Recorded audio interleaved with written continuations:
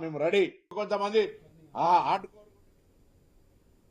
మరిన్ని అప్డేట్ చేసే ముందు బులెటిన్లో షార్ట్ బ్రేక్ తీసుకుందాం. Stay with us.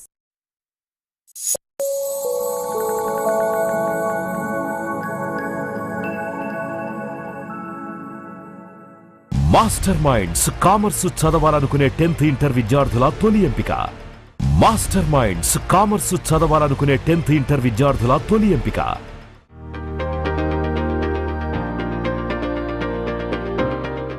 Master minds commerce చదవాలనుకునే 10th ఇంటర్ విద్యార్థుల తొలి ఎంపిక. మాస్టర్ మైండ్స్ కామర్స్ చదవాలనుకునే 10th ఇంటర్ విద్యార్థుల తొలి ఎంపిక. మాస్టర్ మైండ్స్ కామర్స్ చదవాలనుకునే 10th ఇంటర్ విద్యార్థుల తొలి ఎంపిక.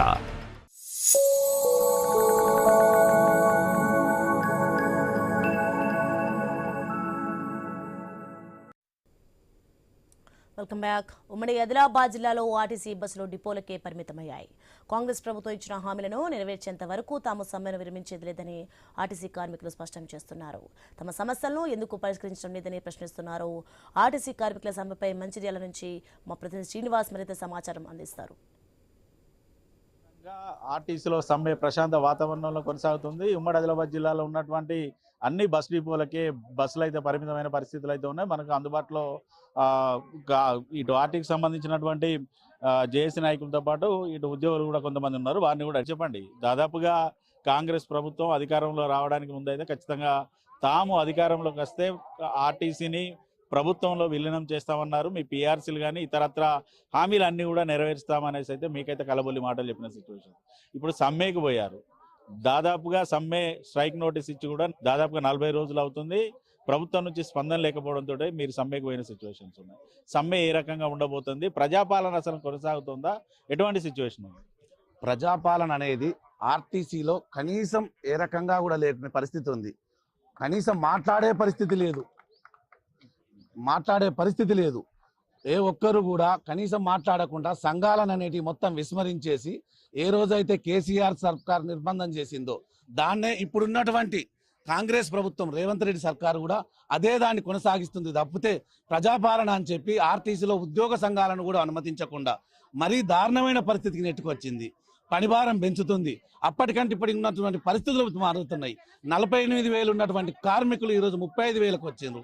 అయినా పనిభారం పెంచిండ్రు తప్పితే ప్రజాపాలన అనేది మా ఆర్టీసీలో మాత్రం ఎక్కడా కనబడతలేదు. దయచేసి మా మీద కనికరించండి. మేమేం పాపం చేసినాం? తెలంగాణలో పాల్గొనడం మా పాపమా? తెలంగాణ తీసుకురావడంలో మేము ముందుండడం తప్ప మరి ఇప్పుడు ఎవరు బాగుపడుతున్నారు? ఏదో ఒక పాట ఉండ చూసిండ్రా, ఎవరి పాలయ్యిందిరో తెలంగాణ ఏందనేది గుర్తుకొస్తుంది మాకు ఆ పాటలు. మేము అంత కష్టపడ్డాం కానీ ఈరోజు మాకు కనీసం ఉద్యోగాలు లేవు, నిధులు నియామకాలు వాటి కోసం కొట్లాడితే ఉన్న కొలువులు పోతున్నాయి. ఆర్టీసీలో జేబీఎంలు ప్రైవేట్ సంస్థలకు అప్పచెప్తున్నారు. ఆర్టీసీని మొత్తం కుక్కడి వేళ్లతో లేకుండా చేసే పరిస్థితికి ఆచరించింది. హైదరాబాద్లో ఉన్నటువంటి 26 డిపోలను నాశనం చేస్తున్నారు. ప్రతి డిపోలలో కూడా మొత్తం ఛార్జింగ్ స్టేషన్ల పేరుతో దాదాపు గతంలో ఎన్నడూ లేని విధంగానైతే ఆర్టీసీ బస్సులకు సరిసమానంగా ప్రైవేట్ బస్సులను కూడా తీసుకొస్తున్న సిచ్యువేషన్.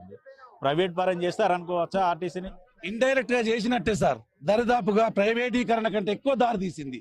జేబీఎం వ్యవస్థ రావడం వల్ల మొత్తం ఆర్టీసీ కుక్కర్ వేలతో లేచిపోయే పరిస్థితికి వచ్చింది. అక్కడ ఉన్నటువంటి డ్రైవర్లందరినీ క్లీనర్లందరినీ కూడా వేరే డిపోలకు పొమ్మని సర్కులర్లు ఇష్యూ చేసిండ్రు. దానికి మా జేఏసీ అడ్డుపడితే ఈ రోజు దాన్ని ఆపినరు. ఎంతవరకు ఆపుతారు మీరు? ఇప్పుడు అడ్డుపడితేనే ఆపుతారా? అది మా బాధ్యత కాదా? మీ బాధ్యత కాదా? మేము ఏడికి వెళ్ళాలి? మేము తెలంగాణ పౌరులం కాదా? మేము 30 సంవత్సరాలు చేసినటువంటి కార్మికుడు ఈరోజు హైదరాబాద్ నుంచి బయటకు రావాలన్నా? ఇలాగే కొనసాగుతూ రేపు వేరే డిపోలలో ఉంటాయా? కాబట్టి దయచేసి మీరు ప్రైవేట్ జేబీఎం బస్సులు, ఎలక్ట్రిసిటీ బస్సులకు మేము వ్యతిరేకం కాదు, కానీ వాటిని మాకే ఆర్టీసీ సంస్థకు అప్పచెప్పండి, మేము నడుపుతాం. మా దగ్గర ఉన్నారు మా సార్ చేసేవాళ్ళు. మా డీజిల్ బస్సులను కూడా ఎలక్ట్రిక్ బస్సులుగా మార్చే శక్తి మా దగ్గర ఉంది. దయచేసి మాకు అవకాశం ఇవ్వండి. ఆర్టీసీని మీరు ఏదో చేస్తామన్నారు, మీరు ఏదో చేస్తున్నారు. చెప్పింది ఒకటి, చేసేది ఒకటి. దయచేసి ఇప్పుడైనా ఆలోచిస్తారని చెప్పి మిమ్మల్ని మేము రిక్వెస్టే చేస్తున్నాం.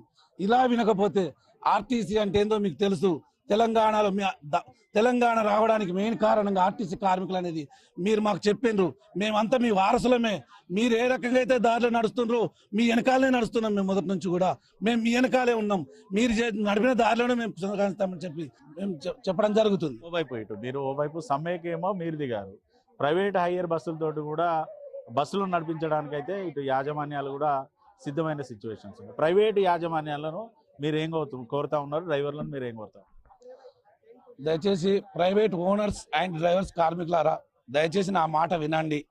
ఎందుకంటే ఒకప్పుడు మనకు 1986 అనుకుంటా, దరిదాపు 86లో మన ఎన్టీ రామారావు గారు అన్న ఉన్నప్పుడు ఈ ప్రైవేట్ బస్సులన్నీ జాతీయం చేసి ఆ బస్సులలో పనిచేసేటటువంటి మొత్తం కార్మికులందరినీ కూడా మన ఆర్టీసీలో తీసుకున్నారు. నా ప్రజెంట్ కూడా ఇంకా వాళ్ళు ఉన్నారు, కొంతమంది రిటైర్మెంట్ అయిపోయినారు.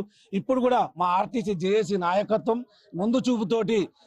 ముందు చూపుతోటి ఇప్పుడు ఆర్టీసీలో వీళ్ళందరినీ తీసుకుంటామని చెప్పి ఎజెండాలో కూడా మేము పొందుపరచడం జరిగింది. మేము ఆల్రెడీ ఎజెండాలో పెట్టినాం. మీ గురించి కూడా మా దృష్టిలో ఉన్నది. దయచేసి మీరంతా మాకు సహకరించాలి. ప్రైవేట్ బస్ ఓనర్స్ కానీ, ప్రైవేట్ డ్రైవర్స్ కానీ, మరి ఇప్పుడు ఉన్నటువంటి అవుట్ సోర్సింగ్ వాళ్ళు కూడా మీరంతా మాకు సహకరించాలి. ఇది ఆర్టీసీ ఉద్యోగులు అయితే చెప్తున్నది ఒకటే, మేమేమో గొంతమ్మ కోరికలు కోరడం లేదు. ఏదైతే కాంగ్రెస్ పార్టీ మేనిఫెస్టోలో పెట్టినటువంటి తమ ప్రధాన డిమాండ్లనే తాము అడుగుతున్నాం తప్ప కొత్తగా తాము ఏ డిమాండ్లను అడిగింది లేదు. ఇటు మేనిఫెస్టోలో పెట్టినటువంటి డిమాండ్లను నెరవేర్చడానికి కమిటీలు వేయడం ఎందుకంటూ కూడా వారైతే ప్రశ్నిస్తూ ఉన్నారు. ఖచ్చితంగా తమ డిమాండ్లు సాధించుకునేంత వరకు మాత్రం సమ్మె కొనసాగుతుంది.